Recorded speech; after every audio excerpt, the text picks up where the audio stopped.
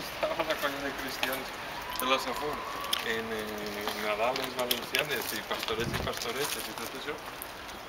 És que fa esta olor, eh? Se'n recordeu? Clar que fa olor, és que ahir ara no es podrà entrar. Se'n recordeu de la imatge de quan la meva es posa obrir?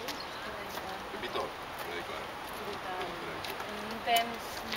Mira, veus, per exemple, aquesta part de les cates, per exemple, l'arc, ahí, un arc de l'espunt, que l'alqueria en realitat ara s'entra per ací, però en la seva originàriament s'entrava per allà.